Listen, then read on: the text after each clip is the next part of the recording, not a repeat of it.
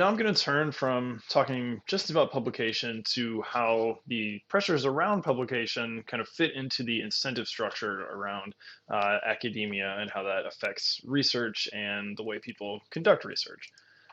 So publishing work is very important for getting a job, keeping that job, getting grants, and being viewed favorably in psychology or whatever field you happen to be in. So it's not really an option just not to try to do this very difficult thing to publish work. You need to do it to first get into the field and to advance.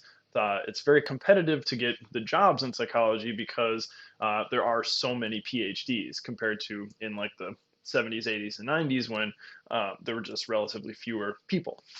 So because of this, and universities are kind of tightening their belts, after the recession in 2007 and 8, and more recently because of COVID, there are just way fewer jobs than there used to be, although there are more PhDs than ever before. So that's not just a thing in academia. That's a problem in a lot of areas of work, but it is acutely felt in academia. So because of this, there's kind of a really carrot and stick or rat race sort of culture where people are trying to publish as much as they can, and people have a right to be self-interested in the way they conduct themselves.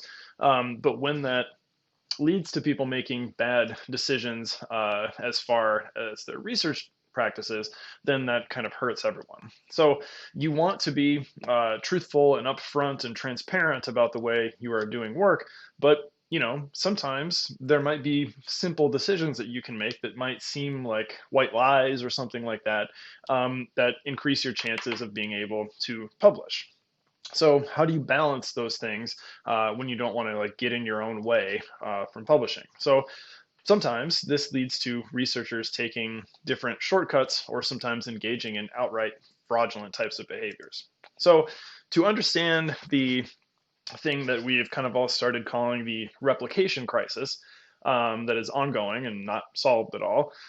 Many point to 2011. This happened to be the year that I started grad school, so I was kind of diving into the deep end right away. I didn't really know much about how science worked or the scientific literature when I started. And all of a sudden I'm finding out all these kind of problematic things about psychology and social psychology in particular. So in 2011, there were three events that I want to talk about real quick that kind of defined this sort of year in crisis going on. The first of which was a researcher at Tilburg University in the Netherlands named Diederik Stapel. He was a rising star in social psychology, tenured associate professor, lots and lots of publications, cool collaborations. He did a lot of work about social comparison and stereotypes and how those things influence our perception and decision making. One cool study at the time that he had published was about how being in a dirty versus a clean environment in a subway station led people to rely more on stereotypes, presumably because they were, had some negativity around the dirtiness of the area. So it's kind of embodied cognition sort of perspective on stereotypes. Unfortunately, that was all bullshit. He made up data for dozens of papers, including ones that he was, collaborating on with people on, even as graduate students. So the decisions that he made to completely fabricate data and not even conduct some of the studies he claimed to conduct affected not only those people that had then a shadow cast upon all of their work, but the field of social psychology in general, because he had tricked people for over a decade, saying that he conducted studies when he wasn't actually doing it. He would literally, send people a spreadsheet that he had entered data into without actually collecting it, and just tell them, "Oh yeah, I know somebody at this high school, and they let me collect data with their students, and here you go." And people's dissertations were based on this stuff. And it's only because of the actions of two very, very brave mentees, graduate students of his, coming to their university rector, it's called in the Netherlands, kind of like a provost, that he eventually was caught. And I mean, this kind of fraudulent behavior is shocking and likely very, very rare. Like something on the order of 0.1% of people are engaging in some kind of behavior like this. But, if you're good at hiding it, then it might be a good strategy. And the relationships in academia between advisors and advisees, there's a really problematic power dynamic there, that the advisors have all the power, and advisees that might notice some behavior like this are under a lot of pressure to kind of turn a blind eye toward it. So that was one discovery in 2011 that was kind of a big problem. Another issue was that a really eminent psychologist named Daryl Bem, who'd been publishing excellent seemingly work for almost 5 decades, published a paper in the flagship social psychology journal, JPSP, that purported to say that he found evidence of something he called PSI, or maybe PSY. I think it was PSY. But either way, it was supposed to be like precognitive abilities, basically. He was saying that human beings, because of certain importance of different stimuli, had become capable of being psychic and seeing the future. He called this feeling the future, I think. But really, what he was doing is he was showing people pictures and trying to have people guess which picture was going to show up where. And it, was a 50-50 chance. And he was finding that people, instead were being able to guess where these pictures were going to be like 56% of the time or something. So he published all these studies, and JPSP published them, despite the fact that there were obvious red flags here. First of all, there is no precognition, and trying to claim there is kind of a red flag, right? But he also, he probably ran several dozen studies to find some false positives. So, that p-value is that we have learned about is the chance of a type 1 error we're willing to tolerate, right? But if you run enough studies in any area, you're going to get some of those false positives. And if you are someone that has the resources to run enough studies and people willing to do them for you, eventually you're going to get enough false positives to publish a paper, and then you just ignore the times that it doesn't work. So that's another very big problem in the system here. So these quote unquote significant results have a lot of kind of problems with them. Then there also started to be more coverage of replication failures of social priming research. So studies about if you are holding a cold beverage compared to a warm beverage, then you're going to perceive people as being more interpersonally cold than warm, or the idea that you might feel like some uplifting feelings if you're going up an escalator compared to coming down an escalator. These kind of embodied cognition and social priming things. There are some labs that have been able to find these results, but most people that try to replicate these results can't, that they don't work outside of a particular context. And it's probably premature to totally throw the baby out with the bathwater and say these things are not totally real, because it seems that under some circumstances they are. But the kind of broad claims we make about social priming in social psychology, or used to make preferably, are probably premature and overgeneralized. So the idea that we can't replicate these things are an issue. And a very prominent psychologist, Daniel Kahneman, who won a Nobel Prize in economics for his work on heuristics with Amos Tversky, he wrote out an open letter saying like, hey, we can't keep talking about this stuff because it's not real. We need to try to have better methods and more replication. And he's not wrong, but the way he went about saying this was very holier than thou, and kind of cast aspersions on a particular group of researchers when everyone is kind of engaging in these sort of self-interested decisions.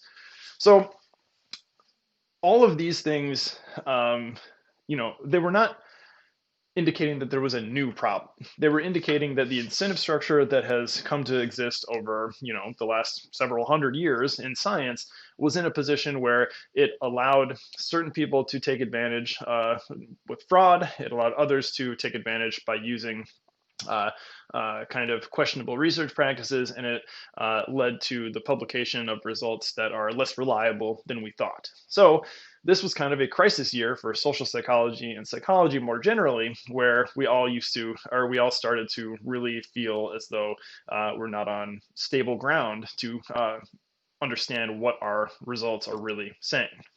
And a lot of people at the time said that this was the end of social psychology, that we were going to have to restart from scratch because we didn't know anything about what was real and what was false. But I would suggest a counterexample for that, because part of the reason that social psychology gets a lot of flack for this is because we are not ignoring the problem. We are owning up to it and recognizing that we, along with every other scientific endeavor, need to focus more on replication and open, transparent communication about how we conduct our studies. But when you are somebody or a group that recognizes and communicates openly about a problem, people are going to be more critical of you because you're like admitting to the problem. And I would, you can bring up lots of examples in biomedical research and things like that. And one particular medical example that you might already be familiar with is something from a researcher named Andrew Wakefield and some of his colleagues that was published in the British medical journal, The Lancet, in the late 90s. So Wakefield and his colleagues were trying to look at whether the mumps, rubella, and rosacea or mumps, man, I can't remember what the acronym for that vaccine is, unfortunately. Mumps, measles, and rubella. There we go. Vaccine was related to some kind of bowel disease. That's what their studies and their papers were about. And they had a very small sample, like a lot of medical studies do. They only had 12 subjects, and the parents of 2/3 of these subjects noted some kind of behavioral symptoms that they attributed to this vaccine. So Wakefield started making public statements that were much, much more direct about some questionable findings in the paper, calling for the MMR vaccine to be suspended and not used because it could lead to adverse effects. So this is the kind of genesis or the early basis for the anti-vaxxing movement, that this was and still is held up as the evidence that vaccines lead to autism. And this kind of started a big deluge of issues that people have with vaccines. And people still point to this as like, science that's being silenced when it's all like garbage. This study was not about autism. It is not clearly measuring anything about autism. The reason we see more autism in recent decades is because we understand it better and we're diagnosing it more, not because vaccines were introduced or something like that. So there's no scientific basis to say that vaccines have any negative behavioral symptoms like autism or anything like that. But people still cling to this, and Wakefield certainly does, even though he is a discredited scientist in general. But because he took advantage of these kind of lax methods and took big logical leaps, did we stop doing medical research? Well, no. We should have taken this as an example that medical research needs some changes. We need bigger sample sizes. We need pre-registration of hypotheses. We need open materials and analysis and code to be able to tell what's going on. And those are the types of steps that social psychology is taking, and psychology more broadly, that other fields have been slower to catch up on. So it's not the end of psychology or social psychology, but this is something we should see as an opportunity to improve. This is calling us out and giving us an impetus to become better and more responsible in the way that we are thinking about our decisions in research design and communicating science. So again, social psychologists are taking responsibility for this, and unfortunately it leads people to have the perception that we are uniquely bad, when actually we're the same amount of bad as everyone else. We're just trying to do something about it and increase the positive steps we can take. So it's not a new problem. These are not necessarily even new things that psychology is noticing. A researcher, a biomedical statistician named John Ioannidis, published something in the early 2000s or mid 2000s that kind of was a clarion call, an early wake up for people that there are problems with our published research findings in general. And I'll talk about that in the next video.